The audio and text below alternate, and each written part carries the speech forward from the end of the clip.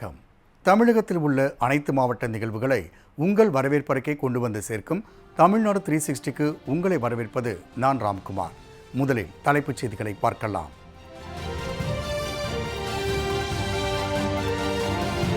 கோவையில் மாநில அளவிலான மாபெரும் உழவர் தின விழா, வேளாண் கண்காட்சி மற்றும் மாதிரி திடல்களை அமைச்சர்கள் திறந்து வைத்து பார்வையிட்டனர்.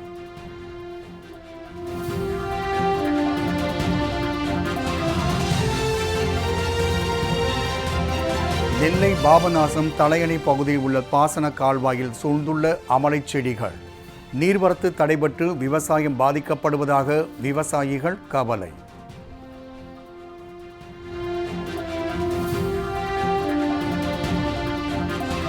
சேலம் மாவட்டம் மேட்டூர் அருகே வீட்டு மாடியில் உரசியபடி செல்லும் உயர்மின் அழுத்த கம்பிகள், அசம்பாவிதம் நேரும் முன் நடவடிக்கை எடுக்க பொதுமக்கள் கோரிக்கை.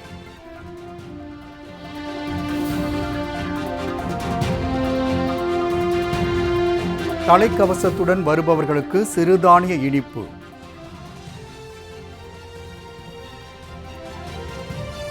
தருமபுரியில் விழிப்புணர்வை ஏற்படுத்திய சமூக ஆர்வலர்கள் மற்றும் போக்குவரத்து போலீசார்.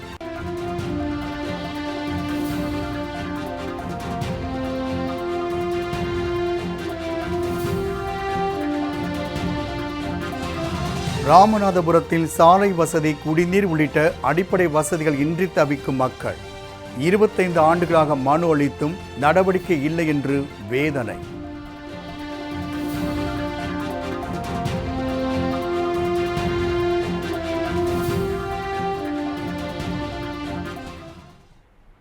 கோவையில் மாநில அளவிலான மாபெரும் உழவர் தின விழாவை அமைச்சர்கள் MRK பன்னீர்செல்வம் மற்றும் முத்துசாமி ஆகியோர் தொடங்கி வைத்தனர். கோவை தமிழ்நாடு வேளாண்மை பல்கலைக்கழகத்தில் மாநில அளவிலான மாபெரும் உழவர் தின விழா தொடங்கியது. 4 நாட்கள் நடைபெறவுள்ள இவ்விழாவினை வேளாண் துறை அமைச்சர் MRK பன்னீர்செல்வம் மற்றும் வீட்டு வசதித்துறை அமைச்சர் முத்துசாமி ஆகியோர் தொடங்கி வைத்தனர். தமிழ்நாடு வேளாண்மை மற்றும் உழவர் நலத்துறை, இந்திய வேளாண் ஆராய்ச்சி கழகம் சார்பில் நடத்தப்படும் இவ்விழாவினில் 250க்கும் மேற்பட்ட கண்காட்சி அரங்குகள் அமைக்கப்பட்டு நேரடி பண்ணை செயல் விளக்கங்கள், புதிய பயிர் ரகங்கள் மற்றும் பண்ணை கருவிகளின் மாதிரி திடல்கள் ஆகியவை இடம்பெற்றுள்ளன. புதிய பயிர் ரகங்களின் செயல் விளக்க திடல்கள் மற்றும் பண்ணை இயந்திரங்கள் கண்காட்சியினை அமைச்சர்கள் பார்வையிட்டனர். பின்னர் செய்தியாளர்களிடம் பேசிய அமைச்சர் முத்துசாமி, இந்த உழவர் திருவிழா விவசாயிகளுக்கு பயனுள்ள வகையில் அமைக்கப்பட்டுள்ளதாக தெரிவித்தார். நிகழ்ச்சி ரொம்ப அருமையாக இருக்குது. கொஞ்சம் தான் பார்த்துருக்கோம். இன்னும் மற்ற இடமும் பார்த்ததுனாக்க நம்ம பயனுள்ளதாக இருக்குது. விவசாயிகள் வந்து பார்த்தா அவங்களுக்கு மிகப்பெரிய பயனுடையதாக அமைந்திருக்கிறது. அமைச்சர் அவர்கள் அதற்காக அங்கே இருந்து வந்து அதை ஊக்கப்படுத்த வேண்டும் என்பதற்காகத்தான் அவர் விவசாயத்துறை அமைச்சர் அவர்கள் இங்கே வந்திருக்கிறார்கள்.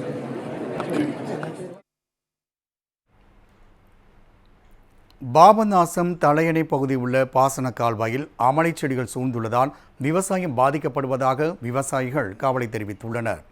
திருநெல்வேலி மாவட்டம் அம்பாசமுத்திரம் அருகே பாபநாசம் தலையணை பகுதியில் வடக்கு கோடை மேலழகியான் பாசன கால்வாய் அமைந்துள்ளது. இந்த பாசன கால்வாய் மூலம் சுற்று வட்டார பகுதியை சேர்ந்த சுமார் 2280 ஏக்கர் நிலங்கள் பாசன வசதி பெற்று வருகின்றன. இந்த நிலையில் பாசன கால்வாயில் அமலைச் செடிகள் நிறைந்து நீர்வழிப்பாதையை அடைத்துள்ளதால் விவசாயம் பாதிக்கப்படுவதாக விவசாயிகள் வேதனை தெரிவிக்கின்றனர். அமலைச் செடிகள் மற்றும் கால்வாயில் கொட்டி கிடக்கும் குப்பைகளை அகற்றி நீர்வரத்தை சீரமைக்க வேண்டும் என்றும் அரசுக்கு கோரிக்கை விடுத்துள்ளனர்.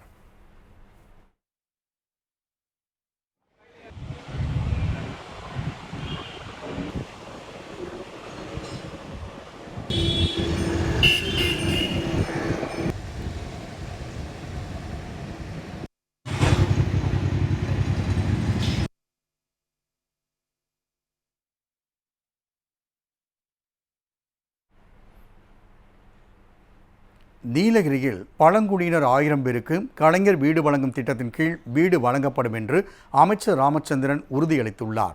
நீலகிரி மாவட்டம் உதகையில் குறு தொழில் முனைவோருக்கான கடன் வழிகாட்டுதல் முகாம் நடைபெற்றது.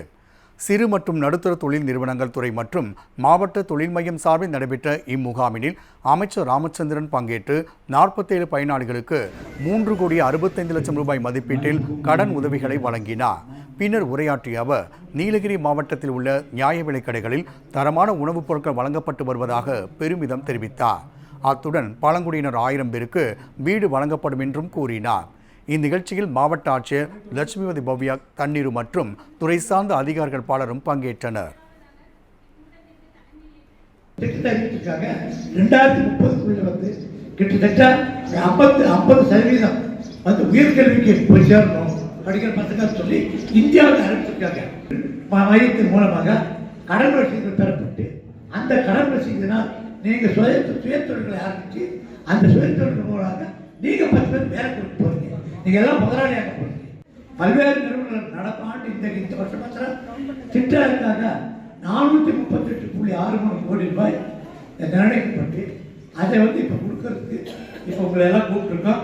கிட்டத்தட்ட 47 பயனாளருக்கு எனக்கு வந்து 365.5 கோடி ரூபாய் இதில் நரகத்தில். தரங்கம்பாடி அருகே பனை விதைகள் சேகரிப்பில் மாணவ மாணவியர் ஆர்வமுடன் ஈடுபட்டனர். தமிழ்நாடு முழுவதும் 1 கோடி பனை விதைகள் நடும் பணி தனியார் தொண்டு நிறுவனம், மாணவ மாணவியர் மற்றும் சமூக ஆர்வலர்களின் பங்களிப்புடன் நடைபெற்று வருகின்றது. அந்த வகையில் மயிலாடுதுறை மாவட்டம் தரங்கம்பாடி அருகே காத்தான்சாவடி பகுதியில் பனை விதைகள் சேகரிப்பு முகாம் நடைபெற்றது. இதனை மாவட்ட ஆட்சியர் மகாபாரதி தொடங்கி வைத்தார். இதில் நாட்டு நலப்பணி திட்ட மாணவர்கள், மகளிர் சுய உதவிக் குழுவினர் மற்றும் சமூக ஆர்வலர்கள் பங்கேற்று ஆர்வமுடன் பனை விதைகளை சேகரித்தனர்.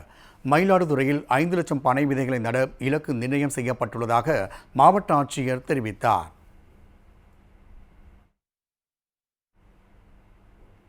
மேட்டூர் அருகே வீட்டின் மாடியில் உயர்மின் அழுத்த கம்பிகள் உரசிச் செல்வதால் மக்கள் அச்சமடைந்துள்ளனர்.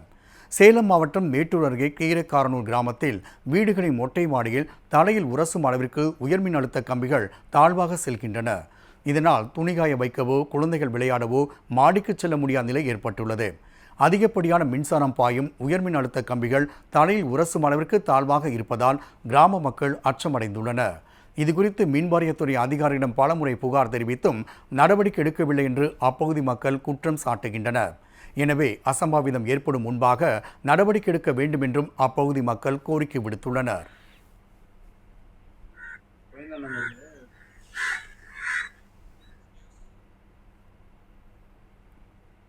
தருமபுரியில் தலைக்கவசம் அணிந்து வருபவர்களுக்கு இனிப்பு வழங்கி போக்குவரத்து போலீசார் விழிப்புணர்வை ஏற்படுத்தினர். இருசக்கர வாகனத்தில் செல்பவர்கள் தலைக்கவசம் அணிவதன் அவசியம் குறித்து தருமபுரியில் போக்குவரத்து போலீசார் விழிப்புணர்வை ஏற்படுத்தினர். தருமபுரி 4 ரோடு சந்திப்பில் போக்குவரத்து போலீசார் மற்றும் சமூக ஆர்வலர்கள் இணைந்து இருசக்கர வாகன ஓட்டியை நிறுத்தி தலைக்கவசம் அணிவதன் அவசியம் குறித்து விளக்கினர். அத்துடன் தலைக்கவசம் அணிந்து வந்தவர்களுக்கு மஞ்சள் பை மற்றும் சிறுதானிய இனிப்பு வகைகளை வழங்கி பாராட்டு தெரிவித்தனர். தலைக்கவசம் மற்றும் சீட் பெல்ட் அணிவதன் மூலம் உயிரிழப்புகளை தவிர்க்க முடியும் என்று ஒலிபெருக்கில் எடுத்துரைத்து விழிப்புணர்வை போக்குவரத்து போலீசார் ஏற்படுத்தினர்.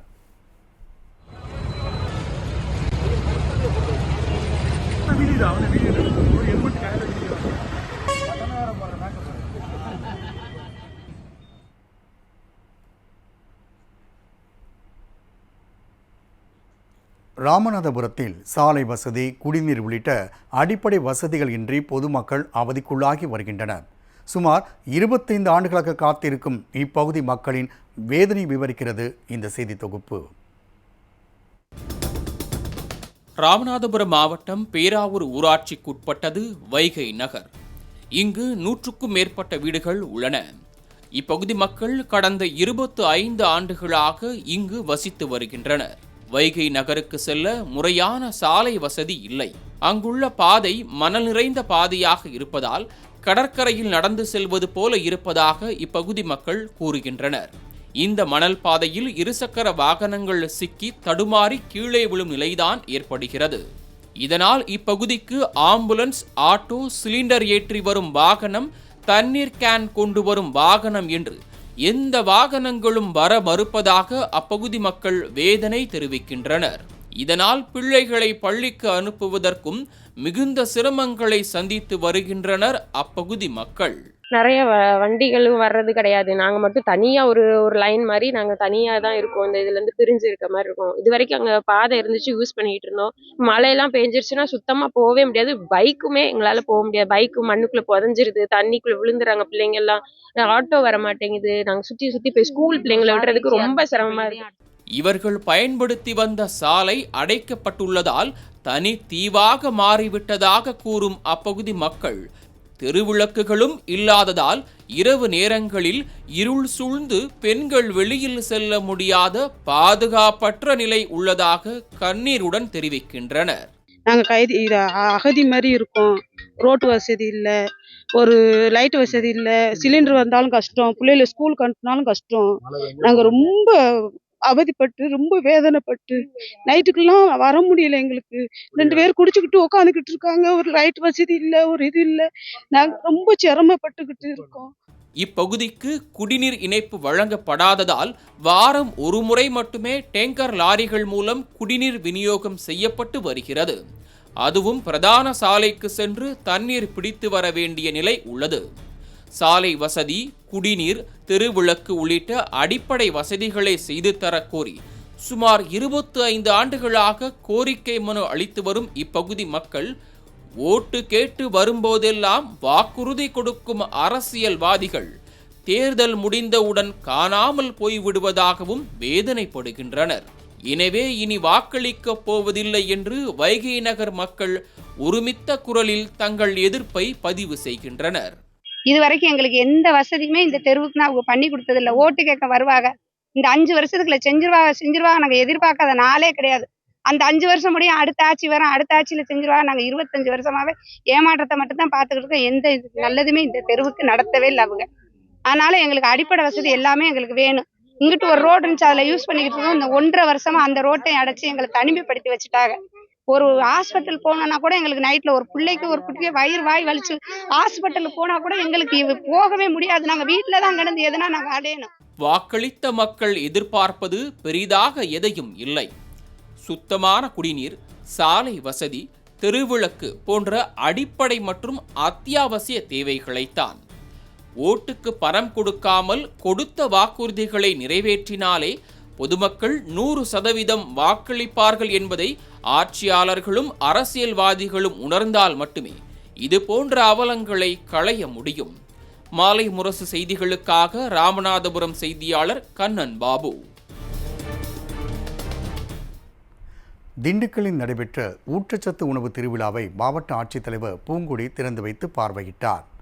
திண்டுக்கல்லில் இரத்த சோகை இல்லாத கிராமங்களை உருவாக்குவதற்கான ஊட்டச்சத்து உணவு திருவிழா நடைபெற்றது. தமிழ்நாடு மாநில ஊரக வாழ்வாதார இயக்கத்தின் சார்பில் நடைபெற்ற இந்த உணவு திருவிழாவை மாவட்ட ஆட்சித்தலைவர் பூங்குடி திறந்து வைத்து பார்வையிட்டார்.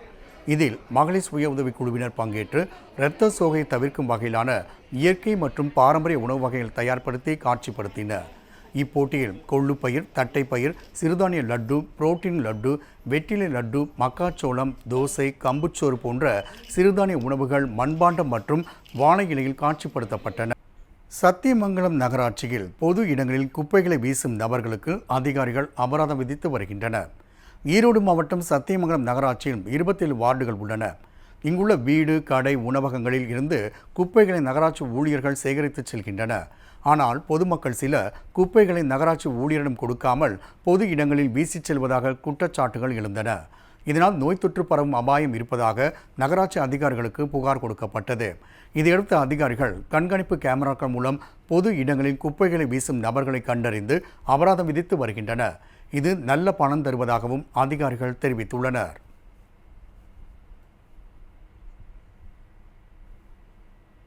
சாத்தான்குளம் அருகே நெடுங்குளம் கிராமத்தில் செயல்பட்டு வரும் கல்குவாரியை மூட வலியுறுத்தி அப்பகுதி மக்கள் கண்களில் கருப்பு துணியை கட்டி போராட்டத்தில் ஈடுபட்டனர். தூத்துக்குடி மாவட்டம் சாத்தான்குளம் அருகே உள்ள நெடுங்குளம் கிராமத்தில் ஆயிரக்கணக்கான மக்கள் வசித்து வரும் நிலையில் கடந்த ஓராண்டாக கல்குவாரி ஒன்று செயல்பட்டு வருகின்றது.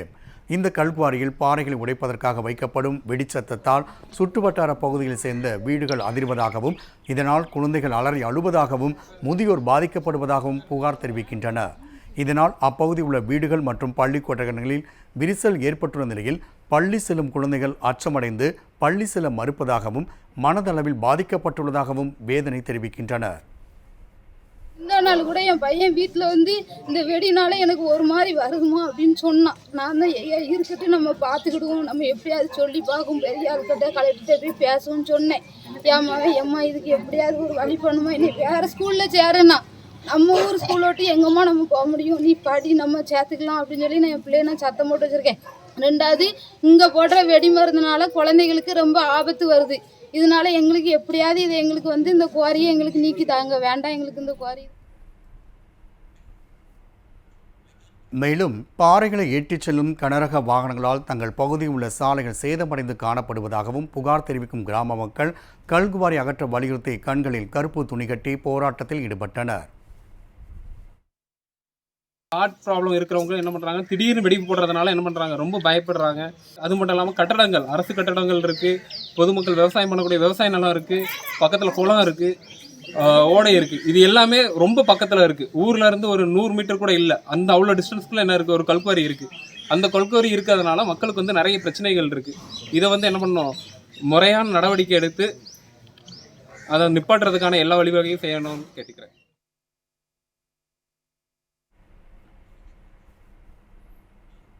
சோளிங்கரில் தனியார் ஆக்கிரமிப்பில் இருந்த அரசுக்கு சொந்தமான நிலம் மீட்கப்பட்டு குறுங்காடு அமைக்கும் பணிகள் தொடங்கியுள்ளன. ராணிப்பேட்டை மாவட்டம் சோளிங்கர் அடுத்த செக்கடிக்குப்பம் கிராம பஞ்சாயத்திற்கு சொந்தமான 18 ஏக்கர் நன்செய் நிலம் இருந்துள்ளது. இந்நிலத்தை மாற்று பஞ்சாயத்திற்குட்பட்ட தனியார்கள் ஆக்கிரமித்து பயிர் செய்து வைத்துள்ளனர். இந்நிலையில் இந்த இடம் செக்கடிக்குப்பம் கிராம பஞ்சாயத்திற்கு சொந்தமான இடம் என்பது தெரிய வந்ததை அடுத்து ஆக்கிரமிப்பு நிலங்களை மீட்க மாவட்ட ஆட்சியர் உத்தரவிட்டார். அதன் பேரில் நிலம் மீட்கப்பட்ட நிலையில் 18 ஏக்கர் நிலத்தில் குறுங்காடு அமைக்கும் பணிகள் தொடங்கியுள்ளன. ஊராட்சி மன்ற தலைவர்கள் தலைமையில் 100 நாள் பணியாளர்களை கொண்டு செம்மரம், வேப்பமரம் உள்ளிட்ட நாட்டு மரக்கன்றுகள் நடப்பட்டு குறுங்காடு உருவாக்கும் பணி நடைபெற்றது. செக்கடிக்குப்பம் கிராமத்திற்கு சொந்தமான 18 ஏக்கர் நிலம் தனியார் ஆக்கிரமிப்பு பண்ணியிருந்தாங்க. அவங்க கிட்ட இருந்து நான் அதை மீட்டு தேசிய மகாத்மா காந்தி தூய்மை பாரத இயக்கத்தின் கீழே 1000 மரக்கன்றுகள் நட்டிருக்கோம். இந்த செடிகளை நல்லபடியாக நாங்கள் வளர்ப்பதற்காக ஊராட்சி மன்ற ஆட்சியர் அவர்கள் செடிகளுக்கு சுத்தூரம் வேலி அமைச்சு கொடுக்கும்படியும் சிறு துளை ஆய்வு கிணறு ஏற்பாடு செய்து கொடுக்கும்படியும் நான் கேட்டுக்கிறேன். இந்த கன்றுகளை வளர்த்து சிறு காடாக உருவாக்கி கொடுத்தா வரும் சந்ததிக்கு நல்ல ஆக்சிஜன் காற்று சுவாசித்திற்கான நாங்கள் பயனுள்ள காடாக நாங்கள் உருவாக்கி கொடுப்போம். சாலை மற்றும் சிக்னல்களை சீரமைக்கும் வரை சுங்கச்சாவடியில் கட்டணம் வசூலிக்கக்கூடாது என்று வலியுறுத்தி பொதுமக்கள் கண்களை கட்டிக்கொண்டு நூதன முறையில் மனு அளித்தனர். செங்கல்பட்டு மாவட்டம் பரனூர் சுங்கச்சாவடி முதல் பெருங்களத்தூர் வரை உள்ள ஜிஎஸ்டி சாலையில் கடந்த 2 ஆண்டுகளுக்கு மேலாக மின் விளக்குகள் சரியாக ஒளிர்வதில்லை என்றும் இதனால் சாலை விபத்துகளும் உயிரிழப்புகளும் ஏற்படுவதாக புகார் எழுந்துள்ளது. அத்துடன் இரவில் வழிப்பறி போன்ற குற்ற சம்பவங்களும் அதிக அளவில் நடைபெறுகின்றது. அத்துடன் பரனூர் பெருங்களத்தூர் இடையே சாலைகள் சீரமைக்கப்படாமல் குண்டும் குழியுமாக உள்ளதால் வாகன ஓட்டிகள் அவதிக்குள்ளாகி வருகின்றன. சாலை மற்றும் சிக்னல்களை சீரமைக்கும் வரை பரனூர் சுங்கச்சாவடியில் கட்டணம் வசூலிக்கக்கூடாது என வலியுறுத்தி பொதுமக்கள் கண்களை கட்டிக்கொண்டு நூதன முறையில் மனு அளித்தனர்.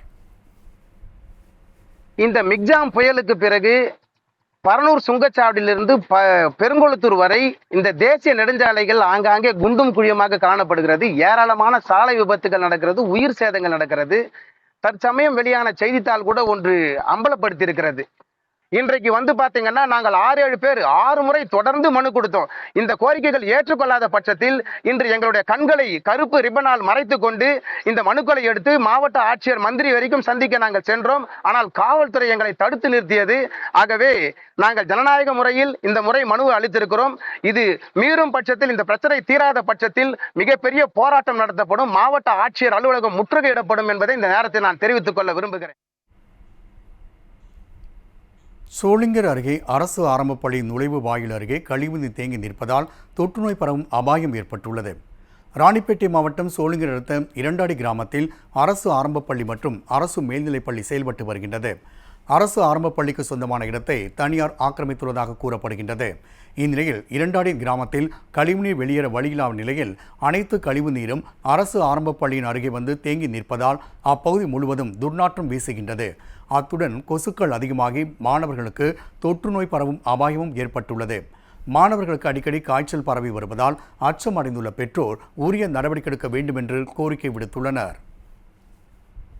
தண்ணி கிடையாது, கால்வாய் தண்ணி தான். இந்த ஊரில் யூஸ் பண்ணுற எல்லாரோட கழிவுநீர் தண்ணியும் இங்கே தான் வந்து தேங்கி நிற்குது. கொசுலாம் நிறைய தேங்கி நிற்குது இந்த தண்ணியில். அதனால ஏதாச்சும் டெங்கு அந்த மாதிரி ஏதாச்சும் நோய் வர வாய்ப்பு இருக்குது. இது இங்கே வந்து மெயின் ரோட்லேயே தேங்கி நிற்கிறனால பஸ்ஸு, வண்டி எல்லாமே போகுது, குழந்தைங்க மேலே தெரிக்குது. அதனால ஏதாச்சும் வந்து நோய் வருமோன்னு எங்களுக்கு ஒரு பயமாக இருக்குது. இதுதான் என்னோட கோரிக்கை. இது நீங்கள் வந்து இதில் ஏதாச்சும் ஒரு நல்ல அரசாங்கம் ஒரு நல்ல நடவடிக்கை எடுத்தால் நல்லாயிருக்கும். இதுதான் என்னோட கோரிக்கை.